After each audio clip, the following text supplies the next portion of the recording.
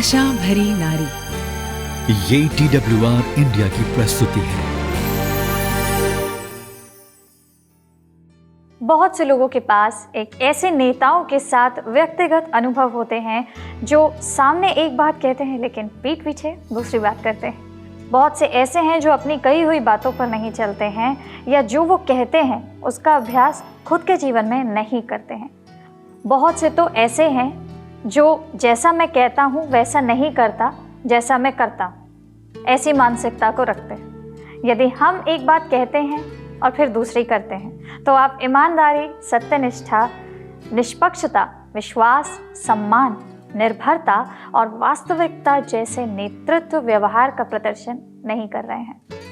लबुलुआब यह है कि लोग हर दिन हमारी ओर देख रहे हैं और उन्हें कैसा व्यवहार करना चाहिए, प्रतिक्रिया करनी चाहिए, नहीं चाहिए, कार्य कैसे करने चाहिए, ये सब देखते हैं। हम उनके बेंचमार्क हैं और हमारे कार्य अक्सर हमारे शब्दों से अधिक प्रभाव डालते हैं। इस कारण से यह महत्वपूर्ण है कि हम उदाहरण के द्वारा नेतृत्व करें। आशा भरी नारी में आप सभी का हार्दिक स्वागत है। हमारे देश में विश्वास योग्य, उत्साहवर्धक और आशा प्रेरक महिलाओं को बढ़ाने के लिए एक समर्पित शो। अगले कुछ हफ्तों में हम बाइबल में उल्लेखनीय महिलाओं के नेतृत्व के सबक पर कलीसिया के रूप में विचार विमर्श करेंगे, उससे सीखेंगे और उनको व्यवहारिकता में लागू करेंगे। मैं हूं आपकी होस्ट वाणी और मैं आज के लिए आपकी मेज़बान रहूंगी और मेरे साथ में है मेरी सह मेज़बान जिनका नाम है ग्रेस। हम आपका हार्दिक स्वागत करते हैं आज के शो में। धन्यवाद बहनों, आप सभी का आज के कार्यक्रम में स्वागत है। मैं यहाँ आकर बहुत ही खुश हूँ। तो वाणी, उदाहरण के द्वारा नेतृत्व करने का क्या अर्थ है? सीधे शब्दों में अगर इसका अर्थ बताऊं तो दूसरे लोगों को यह बताना या यह दिखाना कि हम खुद क्या करते हैं या हमें खुद क्या करना है। इसका मतलब है कि आप जो उपदेश देते हैं उसका अभ्यास करते हैं और जो कहते हैं वो ज़रूर करते हैं। तो इसका मतलब ये है कि हमें ये पसंद हो या नहीं, लेकिन हम जो कुछ भी करते हैं और कहते हैं उस पर हमारे आसपास के लोग, विशेष रूप से नेतृत्व की स्थिति में लोग, हमें बहुत ही बारीकी से देखते हैं। लोग ये देखते हैं कि क्या हमारे शब्द हमारे कार्यों से मेल खाते हैं, और यदि ऐसा नहीं है तो वे इसे एक संकेत के रूप में ले लेते हैं कि आपके शब्द पूरी तरह से वास्तविक नहीं है या उन पर भरोसा नहीं किया जा सकता है। यह मुझे विलियम जी टॉम्स के एक कथन की याद दिलाता है। दोस्तों, सावधान रहें कि आप कैसे रहते हैं। आप शायद वो एक पुस्तक हो सकते हैं जो कोई और व्यक्ति भी पढ़ रहा है। इस कारण से हमें उदाहरण के द्वारा नेतृत्व करना चाहिए और अपने कार्यों को शब्द से अधिक प्रभाव लाने वाला इंसान बनना चाहिए। तभी हम अपने आप को या तभी हमें एक ऐसा नमूना हम बना पाते हैं जिसका अनुकरण करने की कोशिश दूसरे लोग वास्तविकता में करेंगे। लेकिन आइए आज हम अपनी स्टार वुमन पर वापस आते हैं। वह एक विश्वास उद्यमी है, विश्वास से भरपूर एक विश्वासी व्यवसायी।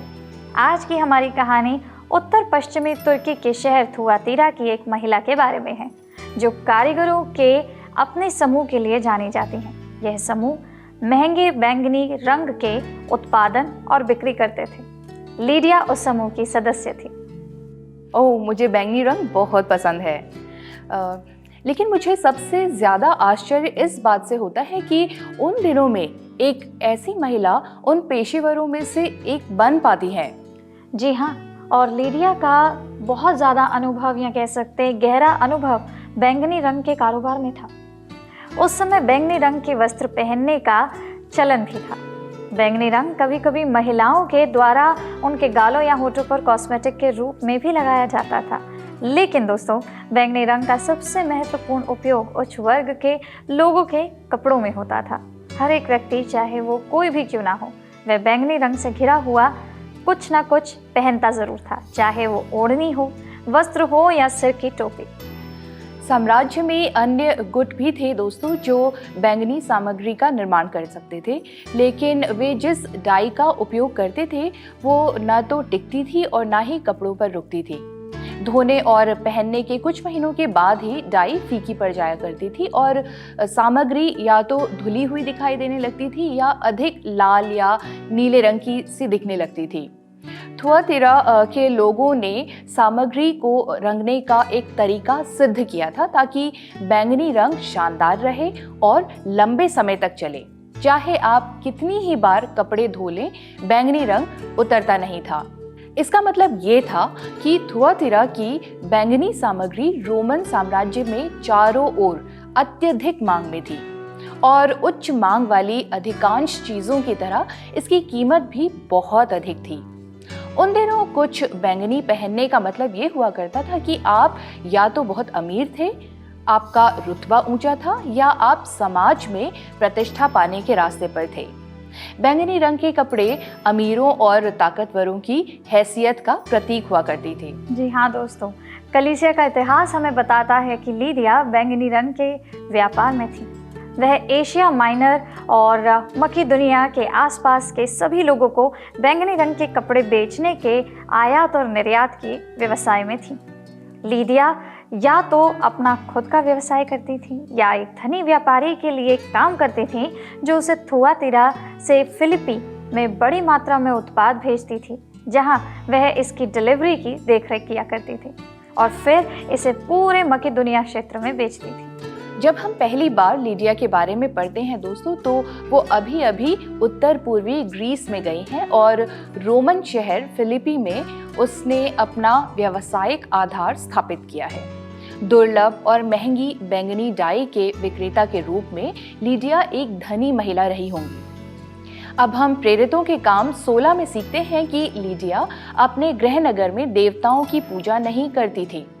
वो पहले से ही अपने धार्मिक पालन पोषण की वजह से एक बड़ा कदम उठा चुकी थी और यहूदियों के ईश्वर के बारे में और जानना चाहती थी।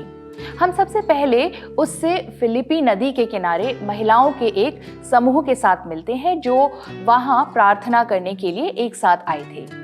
इसी जगह पर पौलुस और सिलास उससे मिले और उसे यीशु के बारे में बताया और वहां वो ग्रीस में मसीही बनने वाली पहली महिला बनी।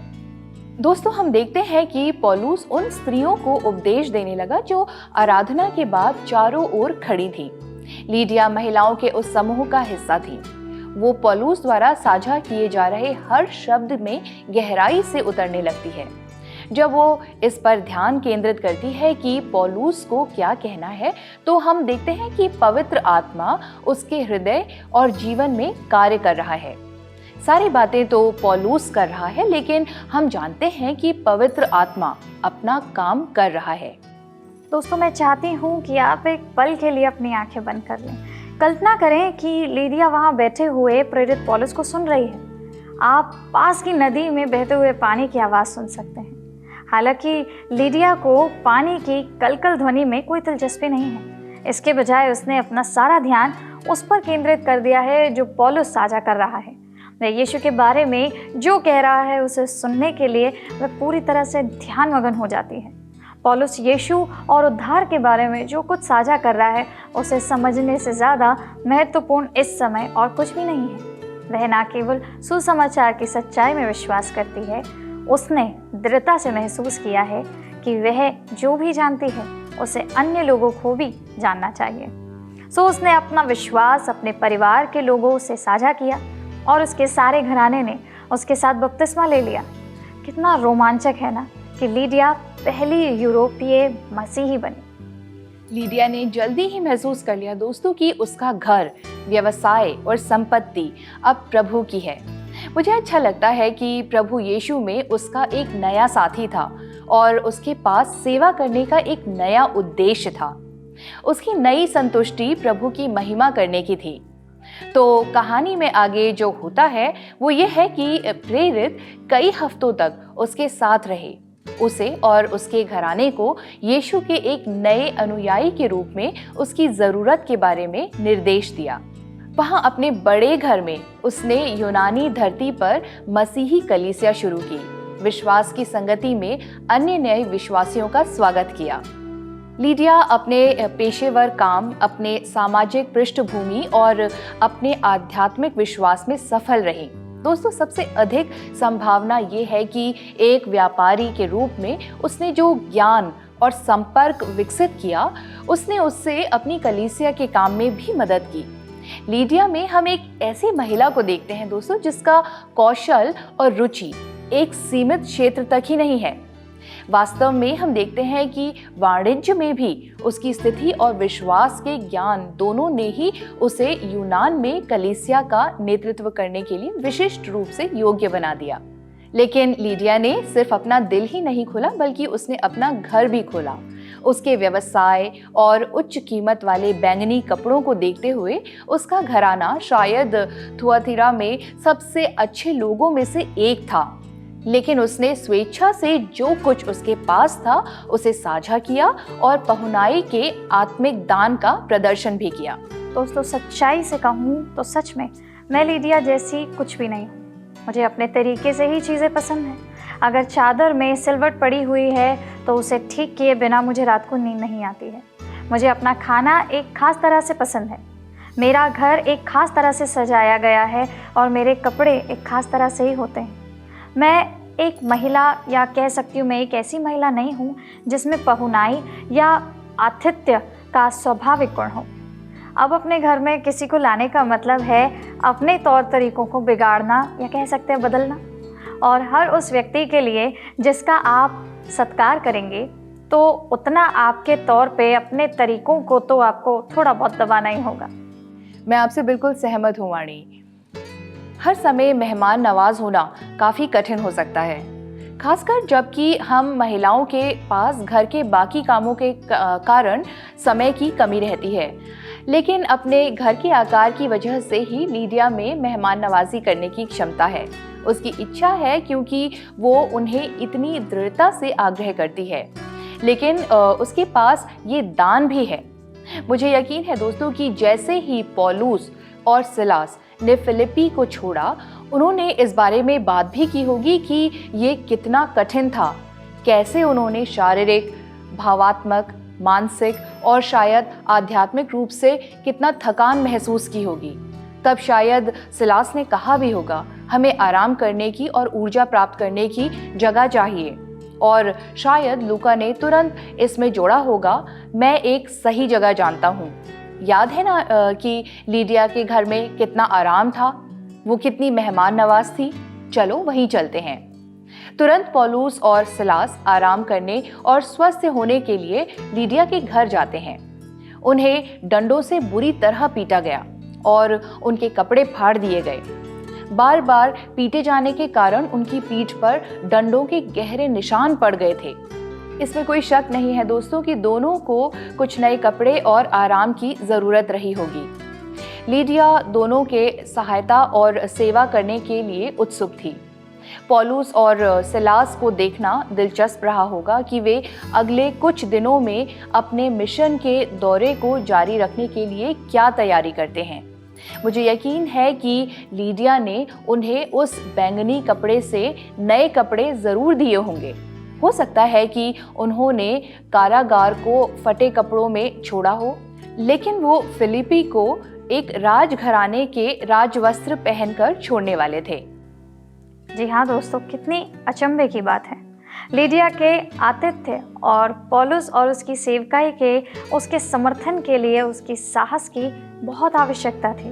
उसके घर में विदेशी पुरुषों का एक समूह रहने से संभावित रूप से बदनामी का कारण भी बन सकता था। सभाओं की मेज़बानी करना जहाँ वे एक नए यहूदी मसीहा की आराधना करते थे, ना कि सामाजिक रूप से मान्य देवताओं की, उसकी प्रतिष्ठा और उसके व्यवसाय को भी बर्बाद कर सकती थी। जेल से रिहा होने और शहर छोड़ने के लिए कहने के बाद पौलुस और सिलास को उसके घर में स्वीकार करना एक बहुत ही बहादुरी भरा कार्य था, क्योंकि फिलिप्पी में कुछ लोग ऐसे सेवकों से नाराज थे। याद रखें दोस्तों, प्रारंभिक कलीसिया में उत्पीड़न, सताव और पीड़ा असामान्य नहीं थी। थिस्सलुनीकियों की लिखे हुए पत्र में, या कहे थिस्सलुनीकियों पहले पत्र में, पौलुस ने पहला थिस्सलुनीकियों दूसरा और उसके दूसरे पद में फिलिप्पी में अनुभव किए गए उत्पीड़न का उल्लेख किया है। उस समय में एक मसीह होना मुश्किल था और महिलाओं को भी उत्पीड़न से कोई छूट नहीं मिलती थी। रोमी साम्राज्य के कुछ हिस्सों में महिलाएं अपने यहूदी समुदायों में प्रमुख भूमिका निभा सकती थीं। खासकर उन जगहों पर जहां महिलाओं को पहले से ही कुछ सामाजिक स्वतंत्रताएं थी। कुछ महिलाओं को आराधनालय की अगुवा भी कहा जाता था। अन्य महिलाएं आराधनालय की संरक्षक थीं और अपने यहूदी समुदायों में प्रमुख और प्रभावशाली थीं। लीडिया फिलिपी में यहूदी समुदाय की संरक्षक रही होंगी। ये संभव है कि वो फिलिपी की कलीसिया की भी अगुवा बनी। पौलुस और उसके साथियों ने लीडिया के साथ रहकर कई सप्ताह बिताए होंगे। उस समय के दौरान उसने सीखा होगा कि कलीसिया की देखभाल कैसे की जाती है। जब पौलुस अन्य मकिदुनिया के शहरों में सुसमाचार पहुंचाने के लिए आगे बढ़ा, हम ये भी जानते हैं दोस्तों कि प्रभु ने लीडिया का दिल खोल दिया और इसलिए उसके पास सेवकाई में मदद करने के लिए आत्मिक उपहार और क्षमताएं थी। आश्चर्यजनक बात है दोस्तों कि परमेश्वर लीडिया के अनुभव का उपयोग करने में सक्षम थे, जिसमें एक बड़ा घर चलाने और एक व्यवसाय चलाने के लिए एक मंडली का प्रबंधन और देखभाल करना शामिल था। लीडिया का जीवन साबित करता है कि एक व्यक्ति सांसारिक कार्य कर सकता है और उसे एक सेवकाई के रूप में उपयोग भी कर सकता है। उसने जो दौलत हासिल की, उसकी वजह से उसने पवित्र सेवा करने वालों की मदद की। प्रभु ने हम सभी को कुछ बहुत ही खास उपहार और प्रतिभाएं दी हैं। ये उन उपहारों और प्रतिभाओं के माध्यम से ही हम अपने लिए और अपने परिवार के लिए जीवन यापन करने में सक्षम होते हैं।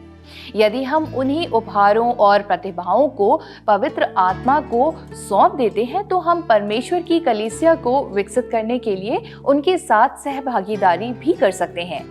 पवित्र आत्मा उन्हीं दानों को हमारे दिलों और जीवनों में और भी अधिक करने के लिए सशक्त करेगा। लीडिया का घर मसीही संगति का स्थान बन जाता है। कई लोग मानते हैं कि उनका घर यूरोप की पहली मसीही कलीसिया बन गया। इसके बारे में बस एक पल के लिए जरा आप सोचें। क्या आप नहीं चाहेंगे कि आपका घर प्रार्थना और आराधना के स्थान के रूप में उपयोग किया जाने के लिए परमेश्वर का अभिषिक्त बने? आपको ये जानकर कैसा लगेगा कि आपके बैठक कक्ष में ही बहुत से लोग प्रभु को जान पाएं? सच में दोस्तों, जब बाद में पौलुस ने फिलिपी में मसीहों को अपना पत्र लिखा तो हम जानते हैं कि लीडिया का उल्लेख एक संत के रूप में वहाँ किया गया था। कलीसिया परंपरा हमें बताती है कि लीडिया ने अपने व्यवसायिक करियर को जारी रखा। उसने बैंगनी सामग्री का आयात और निर्यात करना जारी रखा। परंपरा हमें यह भी बताती है दोस्तों कि उसने न केवल फिलिपी में कलीसिया के बढ़ने में मदद की या उसमें एक महत्वपूर्ण भूमिका निभाई थी, बल्कि कलीसिया को अपने गृह नगर थुआतीरा में एक नया काम शुरू करने में भी मदद की थी।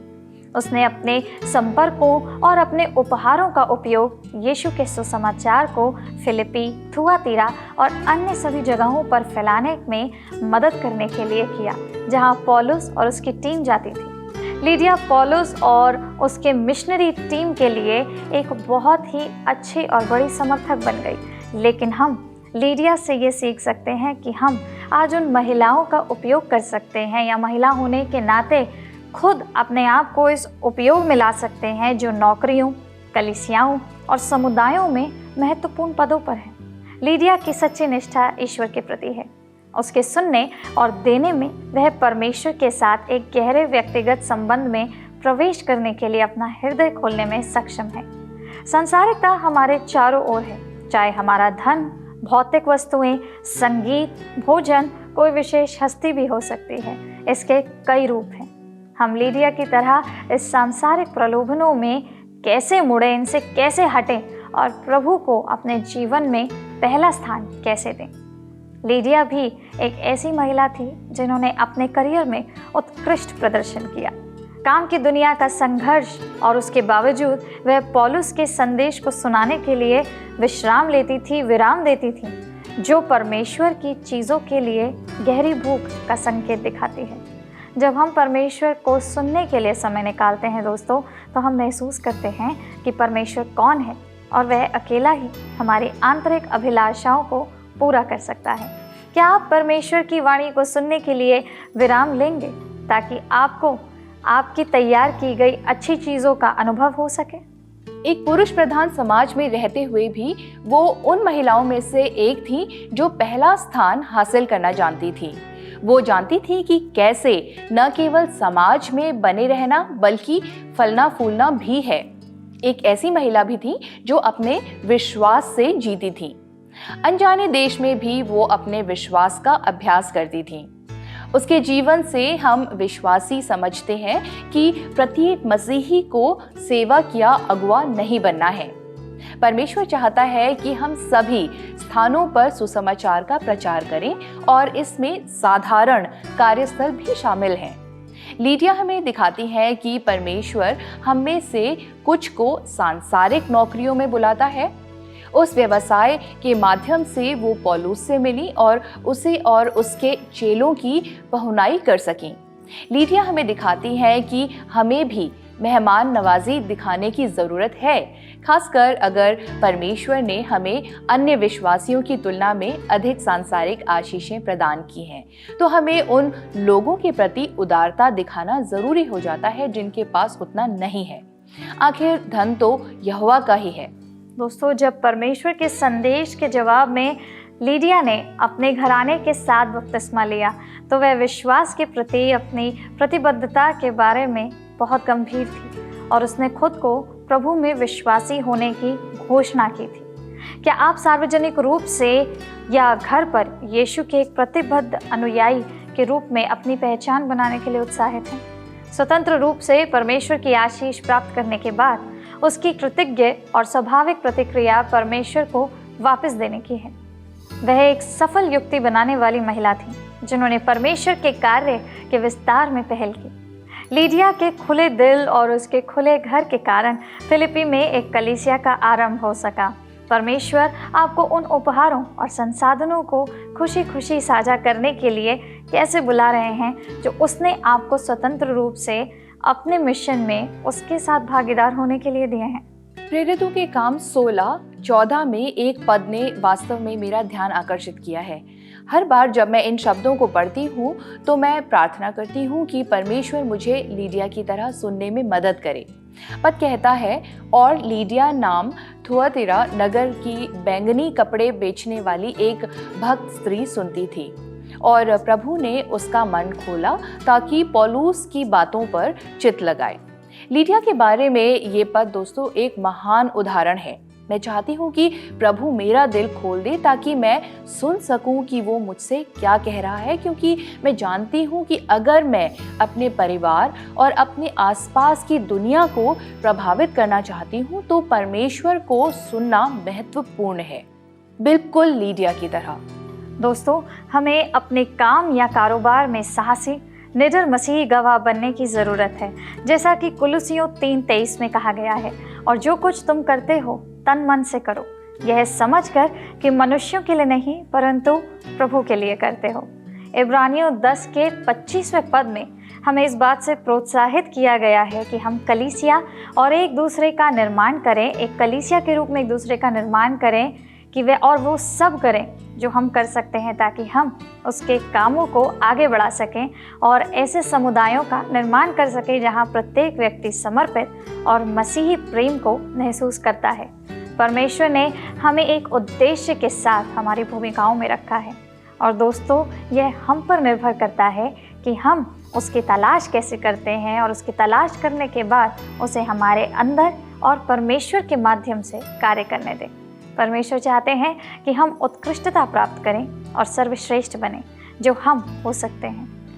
आइए हम लीडिया की तरह बने और अपने दिल और अपने घरों को खोलें ताकि हम उस पुस्तक की तरह बन सकें जो दूसरे के द्वारा पढ़ने योग्य हो। हम आपसे अगले हफ्ते फिर मिलेंगे, लेकिन आइए उससे पहले हम प्रार्थना करें और परमेश्वर से निवेदन करें कि आज जो हमने सीखा वो हमारे जीवन में हम लागू भी कर पाएं।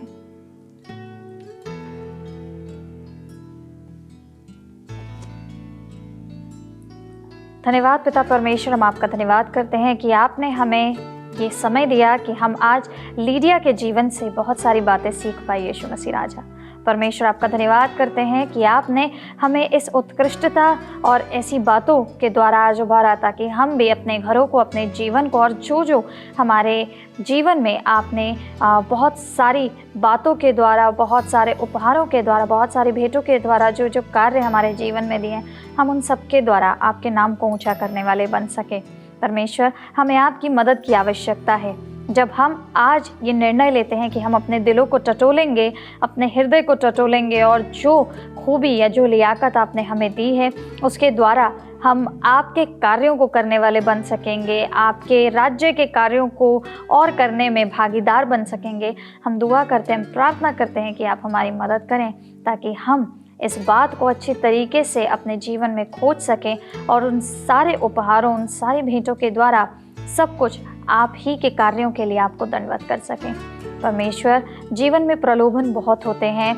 कई बारी आसपास कई ऐसी चीज़ें होती हैं जो हमें अलग दिशा में लेके जाती हैं, लेकिन हमारा विश्वास आपकी ओर है। हम साहसी बने, निडर बने, आप पर विश्वास में बहुत ज़्यादा स्थिर बने ताकि जब आप हमें देखें तो आपको भी हम पर गर्व ठहरे। यीशु मसीह सुनने वालों को और एक एक बात को, उनके परिवारों को और इस पूरी बात को और आज की एक एक प्रार्थना को यीशु मसीह के नाम से मांगते हैं। आमीन। आमीन।